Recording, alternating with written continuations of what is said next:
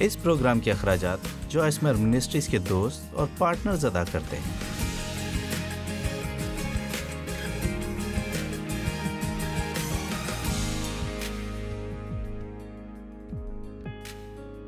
عبرانیوں 13 کی 14 آیت کہتی ہے، کیونکہ یہاں ہمارا کوئی قائم رہنے والا شہر نہیں، بلکہ ہم آنے والے شہر کی تلاش میں ہیں۔ عبرانیوں 11:16، مگر حقیقت میں وہ ایک بہتر یعنی آسمانی ملک کے مشتاق تھے، اسی لیے خدا ان سے یعنی ان کا خدا کہلانے سے شرمایا نہیں، چنانچہ اس نے ان کے لیے ایک شہر تیار کیا۔ رحیم خداوند یسوع مسیح نے کہا، میں جاتا ہوں تاکہ تمہارے لیے جگہ تیار کروں، تاکہ جہاں میں ہوں وہاں تم بھی ہو۔ آپ جانتے ہیں کہ ابھی اس وقت کیا ہو رہا ہے، وہ جگہ تیار کر رہا ہے، اور وہ ہمیں اس جگہ کے لیے تیار کر رہا ہے جو اس نے تیار کر لی ہے۔ چلے بھائی، بوڑھے ہونے سے گھبرائیں نہیں، ایک دن آپ آسمان کے نزدیک ہوں گے۔ ہر رات جب میں اپنے بستر پر جاتی ہوں تو میں یہ کہتی رہتی ہوں، ٹھیک ہے خداوند، ایک دن میں آسمان کے نزدیک ہوں گی، ایک دن گھر آنے کے قریب ہوں گی، اور میں نے اپنی زندگی میں شامل کیا جو میں کر رہی ہوں، مجھے یہ پسند ہے، مجھے اپنے خاندان سے محبت ہے، لیکن میں اس سے جدا ہونے سے خوفزدہ ہونا نہیں چاہتی، میں آگے کی طرف دیکھنا چاہتی ہوں۔ آمین۔ پہلا یوحنا 2:15-17، نہ دنیا سے محبت رکھو نہ ان چیزوں سے جو دنیا میں ہے۔ اگر کوئی دنیا سے محبت رکھتا ہے، اب آپ جانتے ہیں یہ بہت ہی مضبوط بیان ہے، جو کچھ یسوع مسیح کہہ رہے ہیں، تم یا تو مجھ سے پیار کر سکتے ہو، ہمیں خدا کو اول درجے پر رکھنا ہے۔ آپ دنیا میں چیزوں سے لطف اندوز ہو سکتے ہیں، لیکن دنیا کی چیزوں سے نہیں، بلکہ جو چیزیں خدا نے زمین پر رکھی ہیں اس نے یہ ہمارے مزے کے لیے رکھی ہیں، لیکن ہمیں ان کے ساتھ منسلک نہیں ہونا۔ آمین۔ کسی بھی چیز کے حصول کے لیے لوگوں کے ساتھ بدسلوکی نہ کریں، چیزوں کو لوگوں کے لیے بابرکت ہونے کے لیے استعمال کریں۔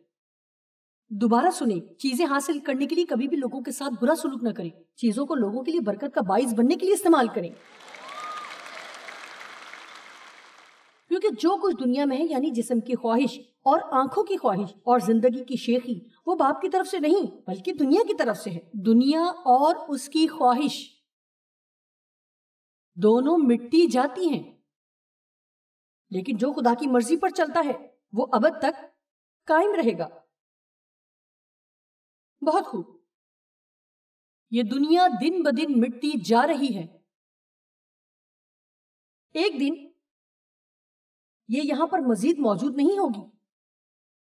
مکاشفہ 21:1-4، پھر میں نے ایک نئے آسمان اور نئی زمین کو دیکھا، کیونکہ پہلا آسمان اور پہلی زمین جاتی رہی تھی اور سمندر بھی نہ رہا۔ پھر میں نے شہر مقدس نئی یروشلم کو آسمان پر سے خدا کے پاس سے اترتے دیکھا، اور وہ اس دلہن کی مانند آراستہ تھا جس نے اپنے شوہر کے لیے سنگھار کیا ہو۔ پھر میں نے تخت میں سے کسی کو بلند آواز سے یہ کہتے سنا کہ دیکھ، خدا کا خیمہ آدمیوں کے درمیان ہے، اور وہ ان کے ساتھ سکونت کرے گا، اور وہ اس کے لوگ ہوں گے، اور خدا آپ ان کے ساتھ رہے گا اور ان کا خدا ہوگا، اور وہ ان کی آنکھوں کے سب آنسو پوچھ دے گا۔ اس کے بعد نہ موت رہے گی اور نہ ماتم رہے گا، نہ آہو نالا نہ درد، پہلی چیزیں جاتی رہیں۔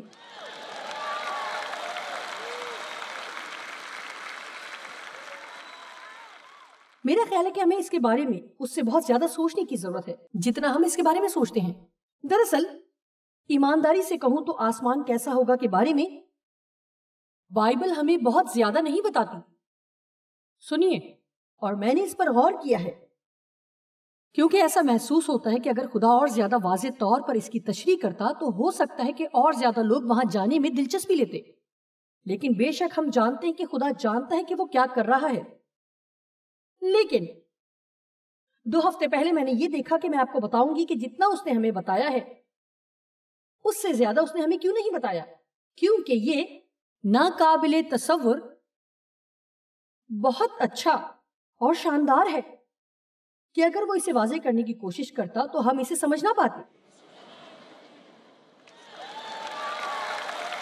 ہم اسے سمجھ نہ سکتے، یہاں تک کہ ہم آسمان کے ماحول کو بھی نہیں سمجھ سکتے، اور نہ اس محبت کو، نہ اس جگہ کو جہاں کوئی ناراض نہیں ہوگا اور کوئی حسد نہیں کرے گا، اور ہر کوئی ایک دوسرے سے کامل محبت کرے گا۔ میرے خدایا، کیا آپ لوگوں کے جھگڑوں سے اکتا نہیں گئے؟ کیا کیا آپ لوگوں کی بے وقوفیوں سے تنگ نہیں آ گئے؟ میرا مطلب ہے کہ خبریں، مجھے یہ بھی نہیں پتا کہ آپ انہیں خبریں کیسے کہہ سکتے ہیں۔ یہ کچھ اس طرح ہے کہ کسی نے کسی کو قتل کر دیا اور کسی اور نے کچھ اور کر دیا، اور آپ جانتے ہیں اگر آپ کے پاس کافی پیسہ ہو تو آپ اس میں سے نکلنے کا اپنا راستہ ڈھونڈ سکتے ہیں۔ بالکل ایسے ہی ہے۔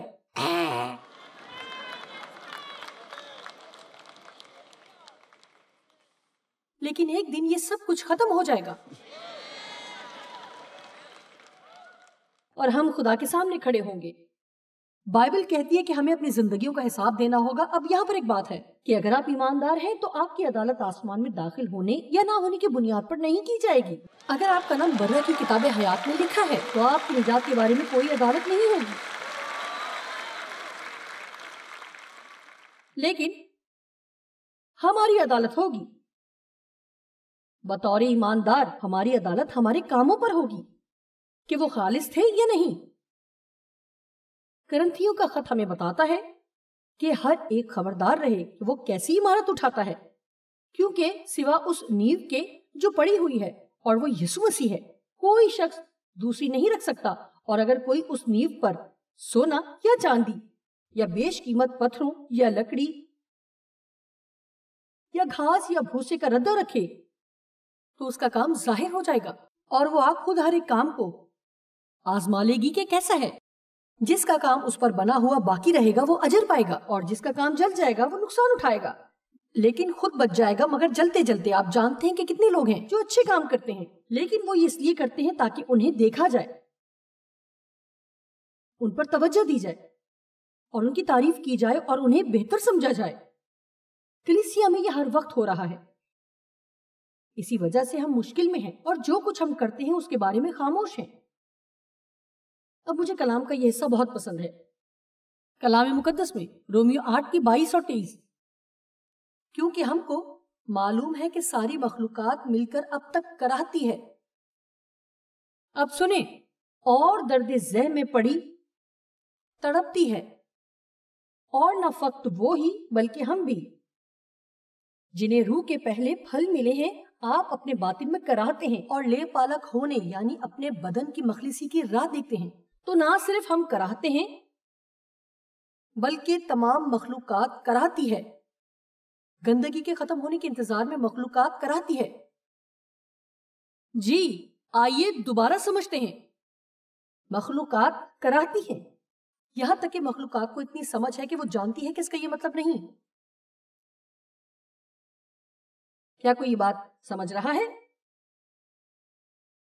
کیا آپ کی کوئی مدد کر رہا ہے آپ کی زندگی کی کسی قسم کی بے اطمینانی کو سمجھنے میں؟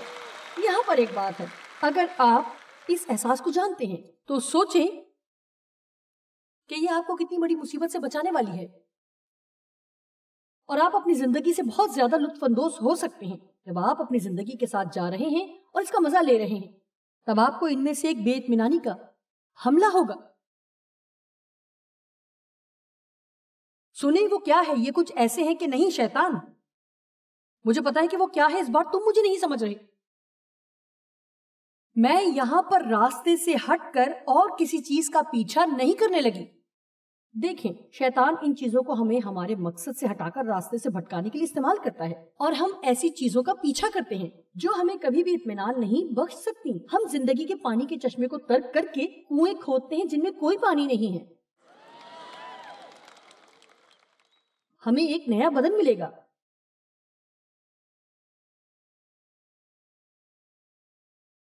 خداوند رحم کر۔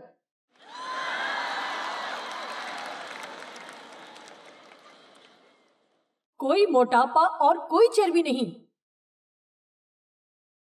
چل چل کر پاؤں پر کوئی چھالے اور سوجن نہیں۔ کیا آپ جانتے ہیں کہ یہ بات شیطان کو پاگل کر دیتی ہے جب آپ سمجھ جاتے ہیں کہ وہ آپ کو ناخوش نہیں کر سکتا؟ ذرا تصور کریں، یہ بات اس کو کس قدر مایوس کرتی ہے۔ آپ جانتے ہیں کیوں؟ کیونکہ دراصل وہ آپ کی خوشی کے ہی پیچھے ہوتا ہے۔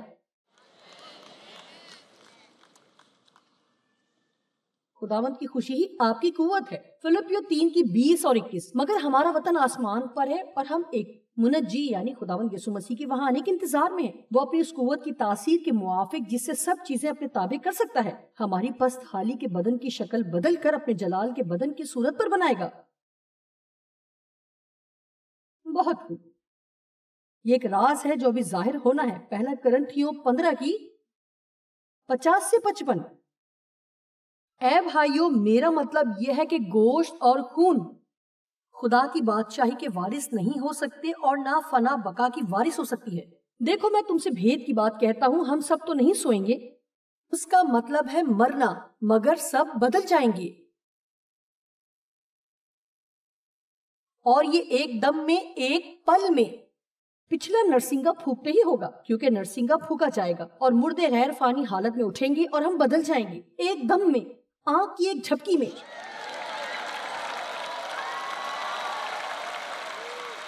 اگر آپ میرے ساتھ تصور کریں، میرے پاس سچ میں یہ کرنے کا وقت نہیں ہے، مگر میں نے پہلے ہی لوگوں کو بتایا ہوا ہے۔ آپ جانتے ہیں کہ آپ خدا کے ساتھ چل رہے ہیں، اور آپ میں سے کچھ لوگ دوسروں سے زیادہ لمبے عرصے سے نجات یافتہ ہیں۔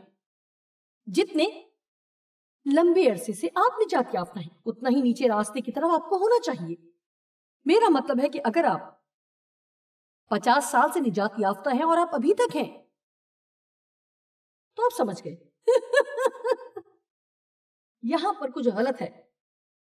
لیکن آپ جانتے ہیں کیا؟ اگر آپ خدا کے ساتھ کام کر رہے ہیں، آپ پاکوں کے ساتھ کام کر رہے ہیں، آپ مسیح سے محبت کرتے ہیں اور آپ اسے اپنی زندگی میں کام کرنے کی اجازت دیتے ہیں، آپ کو کسی کے ساتھ یہ موازنہ کرنے کی ضرورت نہیں کہ وہ روحانی طور پر کہاں ہے۔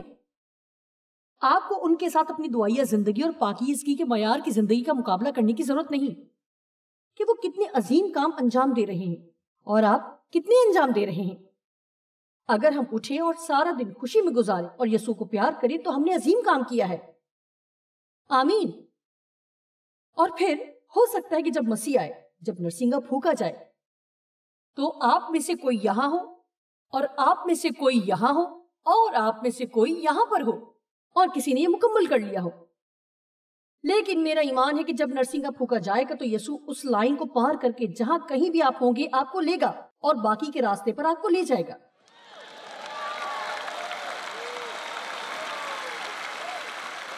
اس لیے خداوند میں آپ جہاں کہیں بھی ہیں اس سے لطف اندوز ہوں۔ اگر آپ وہاں نہیں ہیں جہاں کوئی دوسرا ہے تو کیا بس ہر روز صبح اٹھیں اور اپنا بہترین کریں۔ اگر آپ ہر صبح 5 منٹ دعا میں گزار رہے ہیں اور آپ اس کے بارے میں جوشیلے ہیں تو پھر بہت زیادہ روحانی دکھنے والی مسیحی بہن کے ساتھ ناشتے پر مت جائیں کہ سنیں کہ وہ کیسے ہر صبح 4 گھنٹے دعا کرتی ہے، اور پھر خود کو ملامت کریں اور سوچیں کہ آپ تو کچھ بھی نہیں کر رہے۔ خدا کے ساتھ اپنی زندگی گزاریں، اور اس کا مطلب یہ نہیں ہے کہ ہمیں سیکھنا اور آگے نہیں بڑھنا، اور یہ کہ دوسرے لوگوں کی مثالیں ہمارے لیے اچھی نہیں ہو سکتی، لیکن آپ نے دوسرے لوگوں کے ساتھ مقابلہ نہیں کرنا اور ان کی طرح بننے کی کوشش نہیں کرنی۔ کیا ہوا اگر میں آپ کو بتاؤں کہ خدا آپ کو جیسے آپ ہیں ویسے ہی پیار کرتا ہے؟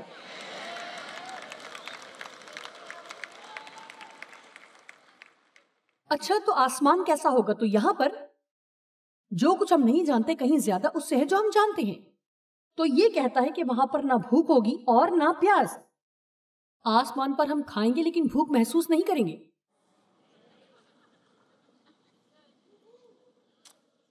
مکاشفہ 19 کی 6 سے 9۔ اب یہ بہت اہم حصہ ہے، مجھے سننا مت چھوڑیں۔ پھر میں نے بڑی جماعت کی سی آواز اور زور کے پانی کی سی آواز اور سخت گرجوں کی سی آواز سنی کہ ہیلیلویا، اس لیے کہ خداوند ہمارا خدا قادر مطلق بادشاہی کرتا ہے۔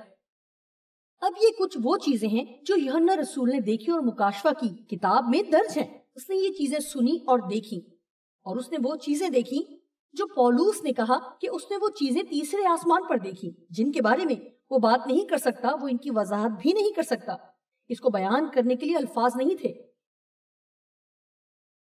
آؤ ہم خوشی کریں اور شادمان ہوں اور اس کی تمجید کریں، اس لیے کہ برہ کی شادی آپ پہنچی اور اس کی بیوی نے اپنے آپ کو تیار کر لیا۔ اب یہ وہ کام ہے جو ہمیں اسی وقت کرنے کو کہا گیا ہے۔ کیا آپ مجھے سن رہے ہیں؟ ہم یہ دلہن ہیں جس کے بارے میں وہ بات کر رہا ہے، اور یسوع وہ دلہا۔ اور آپ ایک دلہن کے بارے میں سوچیں کہ کیسے وہ اپنی شادی کے دن کی تیاری کرتی ہے۔ او میرے خدا،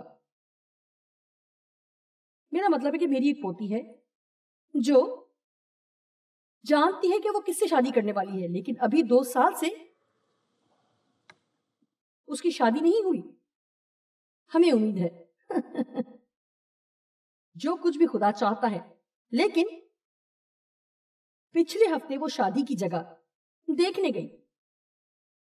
اس نے کہا میں آمادہ ہونا چاہتی ہوں، میں تیار ہونا چاہتی ہوں. کیسا ہو اگر ہمارا رویہ ایسا ہو؟ دیکھیں کیا ہوا اگر ہمارا رویہ ایسا ہو. یہ میرا گھر نہیں ہے، یہ عمل کرنے کی جگہ ہے.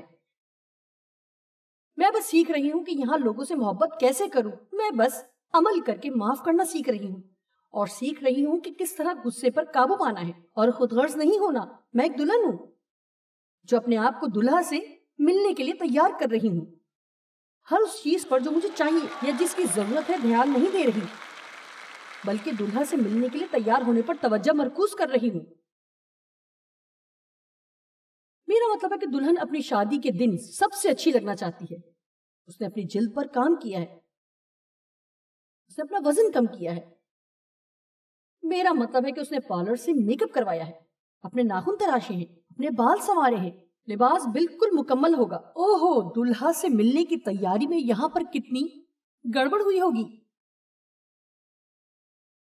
یسو، مجھے امید ہے کہ کوئی میری بات سمجھ رہا ہے. ٹھیک ہے.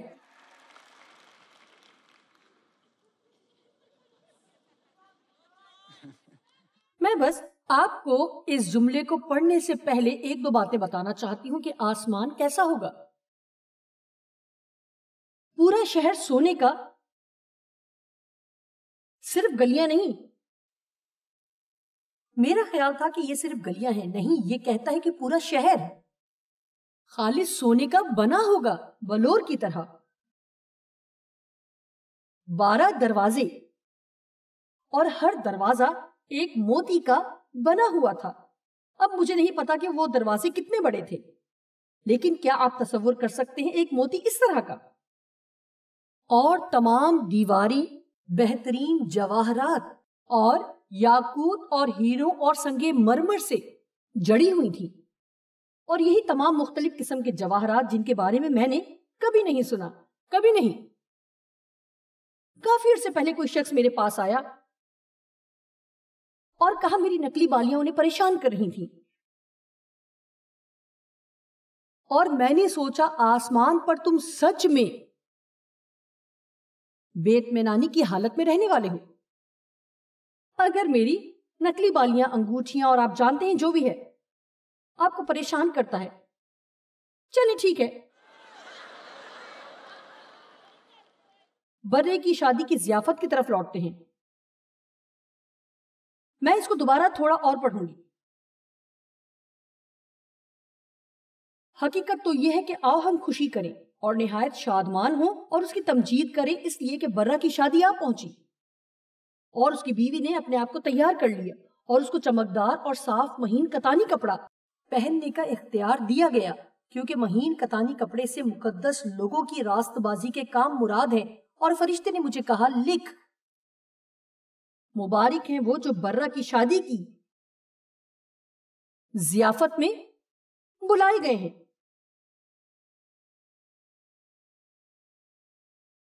آپ بلائے گئے ہیں.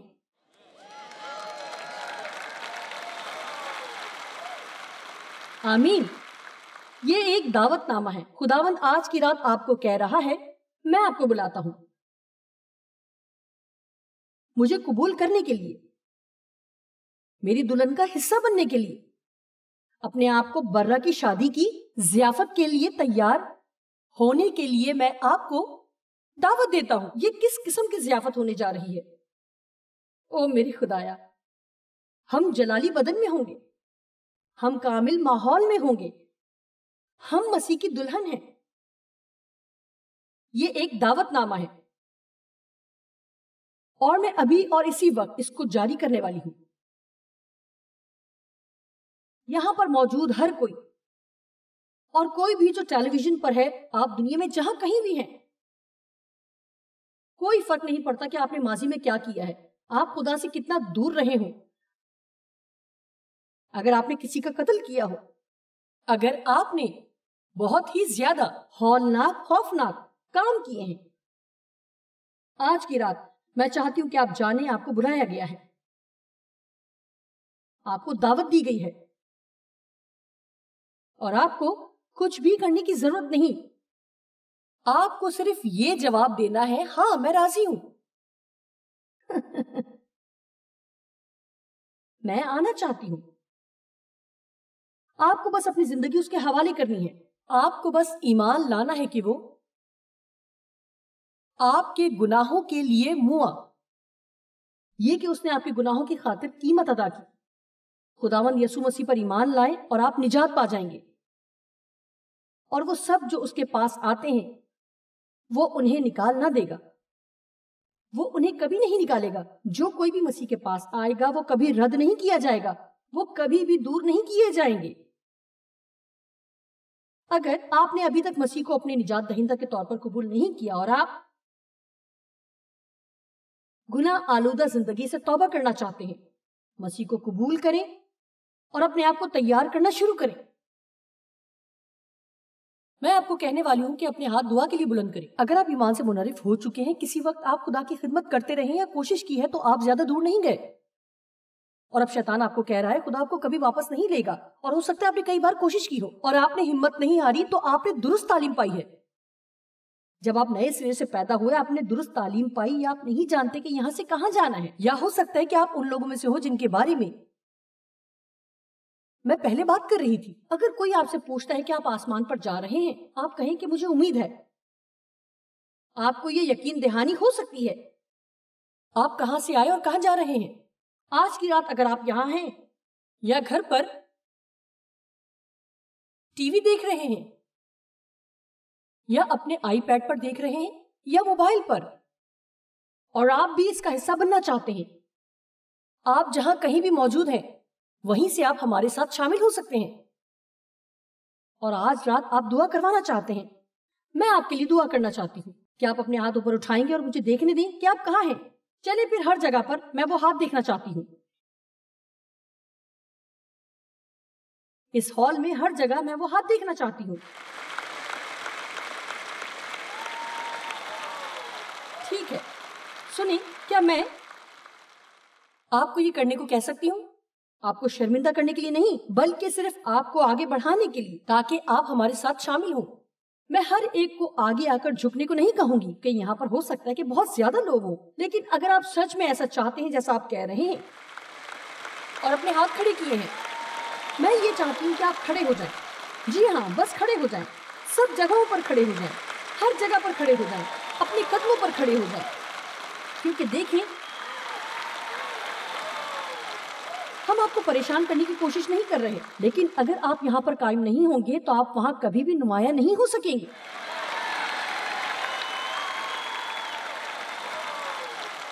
ٹھیک ہے، ان کے گرد موجود کچھ مسیحی ان کے سروں پر ہاتھ رکھیں، ان پر اپنا پیار انڈیلیں۔ اب آئیں ہم سب مل کر دعا کریں۔ ہر کوئی میرے ساتھ دعا کرے کہ اے خداوند، میں تجھے پیار کرتی ہوں، یسوع میں تجھ پر ایمان رکھتی ہوں، میں تیری دعوت کو قبول کرتی ہوں، میں اپنا آپ تیرے سپرد کرنا چاہتی ہوں، میں اپنے گناہوں سے توبہ کرتی ہوں، میں ایمان رکھتی ہوں کہ تو نے ان کی قیمت ادا کر دی ہے، تو نے میری سزا اپنے اوپر لے لی ہے، اور یسوع میں تجھے اپنا نجات دہندہ اور خداوند کے طور پر قبول کرتی ہوں، میں خود کو تیرے سپرد کرتی ہوں، جیسی میں ہوں ویسے ہی مجھے لے اور مجھے وہ بنا دے جو تو چاہتا ہے۔ اب میرا ایمان ہے کہ میں نجات یافتہ ہوں، میں نئے سرے سے پیدا ہو گئی ہوں، میرا ایمان ہے کہ تو مجھے پیار کرتا ہے اور میں آسمان پر جانے کے راستے میں ہوں، میں گھر آ رہی ہوں۔ آمین۔ خداوند کی بڑی تمجید کرو۔